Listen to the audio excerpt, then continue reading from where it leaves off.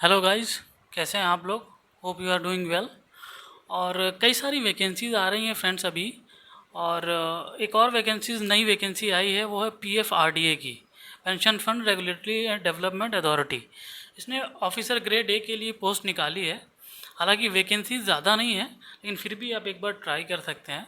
तो ये इसकी ऑफिशियल नोटिफिकेशन है, अगर आप देखेंगे तो इसकी आपको 13 तारीख से ये फॉर्म ओपन हो गया है और इसकी लास्ट डेट है 16 सितंबर। तो इस फॉर्म को आप भर सकते हैं। और हालांकि अभी इन्होंने फ़ेज़ 1 फ़ेज़ 2 की डेट नहीं दी है, लेकिन उम्मीद करते हैं कि अगर आप इस फॉर्म को भरते हैं तो आपको टाइम मिलेगा, क्योंकि काफ़ी बिजी शेड्यूल है आगे।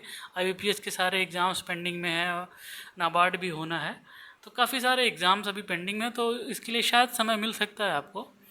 हालांकि वैकेंसीज़ काफ़ी कम है, जिसको देख के थोड़ा सा डीमोटिवेट ज़रूर होते हैं। जैसे कि सबके लिए एक एक वैकेंसी है। अगर जनरल की बात करी जाए, SC के लिए एक, ST के लिए एक, फिर OBC EWS सबके लिए एक एक वैकेंसी है। और वैकेंसीज़ के लिए एलिजिबिलिटी भी देख लेते हैं। जनरल पोस्ट के लिए क्या है, master degree in any discipline, मतलब किसी भी डिसिप्लिन में अगर आपकी मास्टर डिग्री है, ज़रूरी नहीं कि वो कुछ भी हो, MA भी हो सकता है, MCOM भी हो सकता है, MBA भी हो सकता है, और MSc भी हो सकता है। तो सिर्फ मास्टर डिग्री उन्होंने मांगी है। और अगर मास्टर डिग्री नहीं है तो फिर बैचलर डिग्री इन लॉ और बैचलर डिग्री इन इंजीनियरिंग। अगर आपने इंजीनियरिंग करी हुई है तो आपकी खाली ग्रेजुएशन ही पर्याप्त है। और अगर लॉ किया हुआ है आपने लीगल से, तो भी आपकी ग्रेजुएशन ही पर्याप्त है। अगर ये तीनों भी नहीं है तो फिर आपको जो प्रोफेशनल कोर्स रहते हैं, जैसे कि CA हुआ, CFA हुआ, CS हुआ, या CWA हुआ, अगर इनके भी सर्टिफिकेट्स या ग्रेजुएशन है आपके पास, तो भी आप इसमें अप्लाई कर सकते हैं। बाकी और भी पोस्टें हैं, एक्चुअल के लिए हुआ, फाइनेंस एंड अकाउंट्स के लिए हुआ, और इंफॉर्मेशन टेक्नोलॉजी के लिए, ऑफिशियल लैंग्वेज राजभाषा के लिए, रिसर्च इकोनॉमिक्स, रिसर्च स्टैटिक्स, आप इनकी एलिजिबिलिटी देख सकते हैं। ये इतने कॉमन नहीं है एक्चुअल वगैरह। फाइनेंस एंड अकाउंट्स भी है आपका, तो ये उसकी क्वालिफिकेशन हो गई। जनरली लोग दो स्ट्रीम्स में ज़्यादा भरते हैं, जैसे कि जनरल हुआ और आपकी फिर ये IT हुआ। तो जनरल की हम लोगों ने एलिजिबिलिटी देख ली है। अब एक बार ज़रा इंफॉर्मेशन टेक्नोलॉजी की भी एलिजिबिलिटी देख लेते हैं। बैचलर डिग्री ही मांगी है इन्होंने, ग्रेजुएशन ही मांगा है सिंपल। अगर आपने इलेक्ट्रिकल में या इलेक्ट्रॉनिक्स एंड कम्युनिकेशन में या फिर इंफॉर्मेशन टेक्नोलॉजी कंप्यूटर साइंस में किया हुआ है, तो भी आप इसको भर सकते हैं फॉर्म को। या फिर MCA यानी कि मास्टर इन कंप्यूटर एप्लीकेशन। और अगर आपने खाली बैचलर डिग्री किसी भी उस डिसिप्लिन से किया हो तो भी ठीक है, लेकिन आपकी पोस्ट ग्रेजुएट क्वालिफिकेशन जो है ना, मिनिमम 2 इयर्स ड्यूरेशन, वो कंप्यूटर से में होनी चाहिए या फिर इंफॉर्मेशन टेक्नोलॉजी में। ऐसा होता है कि लोग ग्रेजुएशन किसी और सब्जेक्ट से करते हैं और फिर पोस्ट ग्रेजुएशन किसी और सब्जेक्ट से, तो अगर ऐसे भी लोग हैं वो भर सकते हैं। लेकिन इसमें एक कैच दिया है इन्होंने। कैच क्या दिया इन्होंने, इसके साथ ही साथ 2 साल का एक्सपीरियंस मांग लिया फील्ड ऑफ इंफॉर्मेशन टेक्नोलॉजी में। तो वही लोग इसमें भर सकते हैं जिसके पास 2 साल का एक्सपीरियंस है। तो जो भी एक्सपीरियंस बंदे हैं ना, उनके लिए अच्छी अपॉर्चुनिटी है, क्योंकि कंपटीशन कम हो जाएगा इसमें काफ़ी। हालांकि वैकेंसी भी बहुत कम है, तो देखें, अगर आप इंटरेस्टेड हो तो भर सकते हैं इसको। अभी आगे देखते हैं इसको। और आप 2 स्ट्रीम में भी भर सकते हैं, ऐसा नहीं कि आप एक ही स्ट्रीम में भर सकते हैं। अगर आप एलिजिबल हैं तो आप 2 स्ट्रीम में, किसी भी मैक्सिमम 2 स्ट्रीम्स में एक साथ भर सकते हैं। आगे देखते हैं इसके लिए। ये तो रिजर्वेशन वगैरह के लिए है, कोई इसमें वो नहीं है। एज लिमिट देखते हैं, है ना। ये एज लिमिट मेंशन किया उन्होंने। एज लिमिट इन्होंने 30 मांगी है, 30 ईयर्स कि जो भी बंदा कैंडिडेट है वो 1 अगस्त 1991 से पहले का पैदा होना हुआ नहीं चाहिए। इसके बाद का है तो फिर चल जाएगा। और 30 ईयर्स उन्होंने डेट मांगी है। तो अगर आप 30 साल तक के हैं तो भर सकते हैं। कुछ कैटेगरीज को रिलैक्सेशन मिलता है, जैसे कि अगर आप SC ST पे हैं तो आपको 5 साल का रिलैक्सेशन मिलता है, और अगर आप OBC कैंडिडेट हैं तो आपको 3 साल का रिलैक्सेशन मिलता है। हालांकि अगर आप OBC के हैं तो एक चीज़ ध्यान रखिएगा, अगर आप रिलैक्सेशन ले रहे हैं और अगर आपके पास सर्टिफिकेट नहीं है OBC का, तो बनवा लीजिए। क्योंकि उन्होंने एक सर्टिफिकेट साफ साफ मेंशन किया है कि जो OBC का सर्टिफिकेट है NCL यानी कि नॉन क्रीमी लेयर का, वो 1/8/2020 के बाद का होना चाहिए और क्लोजिंग डेट से पहले का होना चाहिए। क्लोजिंग डेट यानी कि 16 सितंबर। तो अगर आपके पास 1/8/2020 से पहले का है तो भी आप नया बनवा लीजिए, और अगर आपके पास नहीं है तो नया आपको बनवाना ही बनवाना है इस फॉर्म को भरने के लिए। क्योंकि बाई चांस अगर आप भरते हैं और सिलेक्शन होता है, फिर इंटरव्यू में अगर वो ये बात बोलेंगे कि आपने क्यों नहीं बनवाया, रिजेक्ट करेंगे, तो वो काफ़ी तकलीफ दे होगा।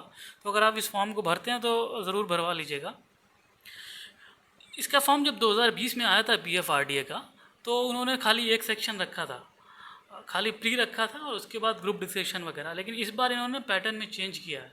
एक्चुअली इस बार सभी पैटर्न में चेंज कर रहे हैं। नाबार्ड ने आपने देखा ही है कितना पैटर्न चेंज कर दिया है। तो इन्होंने भी कुछ चेंजेस किए हैं। अभी इन्होंने 3 स्टेजेस में कर दिया है। सबसे पहले प्री, फिर मेंस और फिर आपका इंटरव्यू।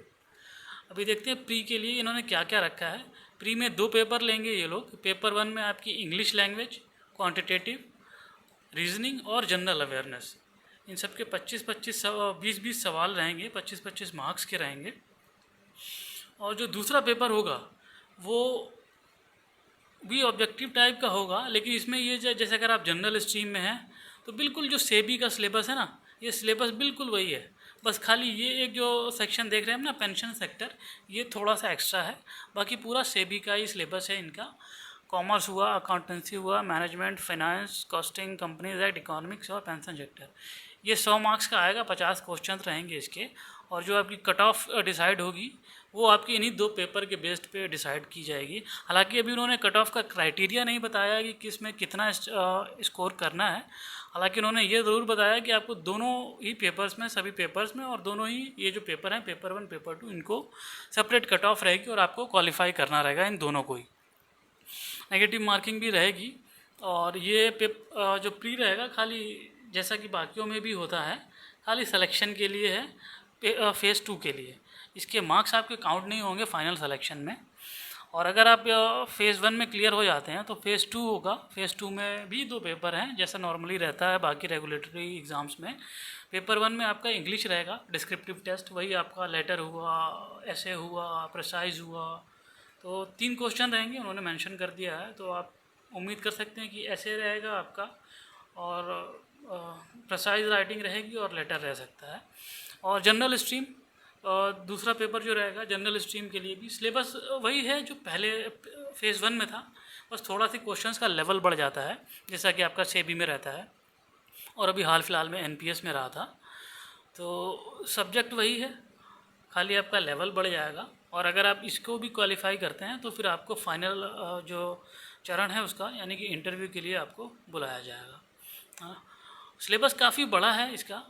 अगर आप सेबी का भी देखें तो सिलेबस तकरीबन सेम है, लेकिन ये जो सब्जेक्ट्स हैं ना, ये अपने आप में ही एक सब्जेक्ट्स हैं, है ना। ये छोटे मोटे सब्जेक्ट्स नहीं हैं, ये अपने आप में ही एक सब्जेक्ट्स हैं। तो इनको पढ़ना थोड़ा सा टाइम कंज्यूमिंग रहेगा, लेकिन आप चिंता मत करिए, हम आपको भी इसका सलूशन बताएंगे कि कैसे आप इसको पढ़ें, और आपको स्टडी मटेरियल भी हम प्रोवाइड करवाएंगे। अब देख लेते हैं पे एंड अलाउंसेस। ये तो देखना यार बहुत ज़रूरी है, क्योंकि यही एक चीज़ है जिससे मोटिवेशन मिलता है। अगर आप पे देखें तो पे इसकी वही है जो नॉर्मल जैसे नाबार्ड में हुआ या सेबी में हुआ, जिसमें वो जो स्टार्टिंग पे रहती है ग्रेड ए की 28,150 से स्टार्ट होती है ग्रेड पे। ये मान के चलिए अगर आपकी ग्रेड पे ये रहती है 28,150, तो इसमें जो आपकी इन हैंड सैलरी आती है after deduction of all the taxes and all that, तो वो आपकी सैलरी ये मान के चलिए 62 से 63,000 आती है ना। अगर ये आपकी सैलरी है, और ये भी जान लीजिए कि ये सैलरी इंक्रीज़ होने के लिए ड्यू है, क्योंकि अभी सेटलमेंट लगना बाकी है। तो ये मान के चलिए कि 10 से 15% और ज़्यादा होगी। इस सैलरी के अलावा आपको और सारे बेनिफिट्स मिलते हैं, जैसे कि आपको मिलता है क्या कहते हैं, लीज़ रेंट मिलता है, फिर आपको मोबाइल का रिम्बर्समेंट मिलता है, या फिर आपको फ्यूल का रिम्बर्समेंट मिलता है। तो आप ये मान के चल सकते हैं कि apart from salary that is 62 और 63,000, आप उसके अलावा भी आपको 25 से 30,000 का इसमें बेनिफिट मिलता है अलग से, जैसे कि रिम्बर्समेंट वगैरह, फ्यूल वगैरह हुआ, तो वो भी आप अपने सैलरी में जोड़ सकते हैं। तो काफ़ी हैंडसम सैलरी रहती है इसकी। ये मान के चलिए अगर आप सारे बेनिफिट और पर्क्स जोड़ दें तो मंथली इन हैंड सैलरी आपकी अराउंड 80-85,000 आएगी। और जब ये इसमें सेटलमेंट लगेगा तो ये और बढ़ जाएगी। ये मान के चलिए कि 1 लाख रुपये आपकी सैलरी रहेगी। और ये टोटल CTC उन्होंने बताया है 18 लाख पर एनम का। इसमें बहुत सारी चीज़ें इंक्लूडेड रहती हैं, जो क्वार्टरली अलाउंस रहते हैं, कुछ ईयरली अलाउंस रहते हैं आपके, जैसे बुक ग्रांट हुआ और कंप्यूटर के लिए हुआ, और फिर उसके बाद LFC वगैरह जो रहती है वो भी इंक्लूडेड है। तो टोटल पैकेज उन्होंने बताया कि पर सालाना 18 लाख का पैकेज रहेगा आपका। कुछ ये क्वालिफिकेशंस पे भी रहती हैं, कुछ जैसे कोर्सेज आप करते हैं अगर उसमें आपको वेरीफाई है तो देखिए कितना 80,000 आपको क्वालिफिकेशन अलाउंस पर मंथ मिलता है। 80,000 तो यार सैलरी नहीं होती कहीं कहीं, तो वो आपको अलाउंसेस मिल रहा है। अगर आप मास्टर डिग्री हासिल किए हैं तो 3500 रुपये एक्स्ट्रा। तो these are the benefits which you get in PFRDA।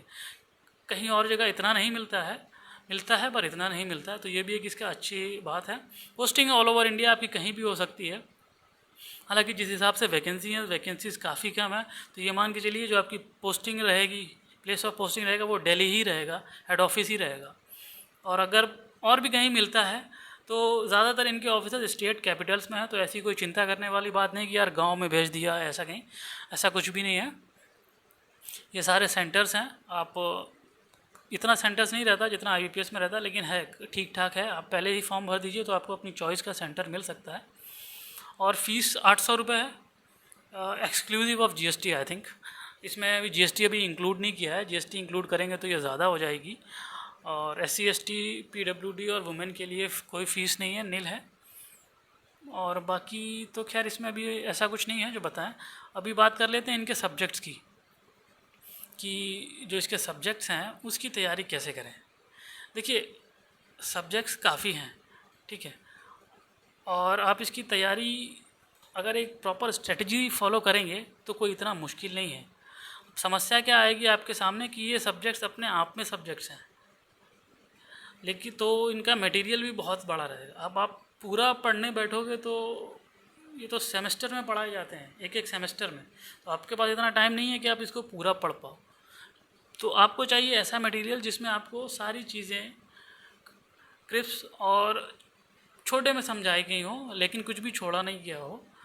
कई सारे कोर्सेज़ हैं, सेबी के भी कोर्सेज़ हैं, बड़े बड़े जो कोचिंग इंस्टीट्यूशंस हैं वो चलाते हैं, आप उनसे भी ले सकते हैं, लेकिन वो उनका काफ़ी कोर्सेज़ महंगा रहता है। और आप जानते हैं कि हमने अभी EPFO का भी कोर्स दिया, AC का डिप्टी डायरेक्टर का भी कोर्स दिया, तो हम अपनी फ़ीस काफ़ी रीज़नेबल रखते हैं। तो अगर आप हमारी साइट से परचेज़ करना चाहते हैं, या फिर हमारा जो हैंड रिटन नोट्स रहते हैं PDF में कन्वर्ट कर देते हैं हम लोग उसको, अगर आप उसको चाहते हैं तो वो भी आप हमसे परचेज़ कर सकते हैं।